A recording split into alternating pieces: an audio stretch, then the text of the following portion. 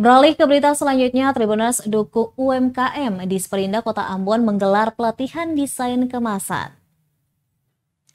Dinas Perindustrian dan Perdagangan di Sperinda Kota Ambon menggelar pelatihan desain kemasan bagi unit mikro kecil menengah UMKM.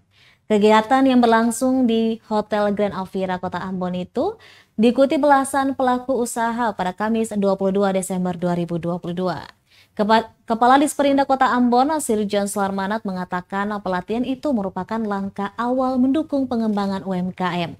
Dijelaskannya kemasan produk menjadi salah satu problem yang dialami pelaku usaha sehingga sulit bersaing di pasaran. Sehingga melalui pelatihan tersebut, dia mengharapkan menambah pengetahuan pelaku usaha dalam membuat kemasan yang baik. Pelatihan desain kemasan ini di Sperindak melibatkan para instruktur dari Balai Diklat Industri Makassar, serta operator mesin di rumah kemasan.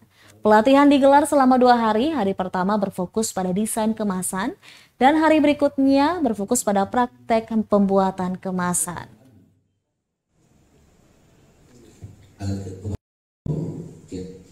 Kami video bulat itu yang mana?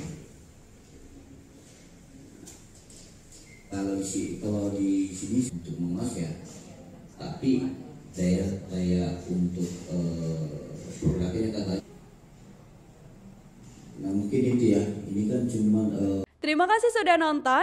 Jangan lupa like, subscribe, dan share ya.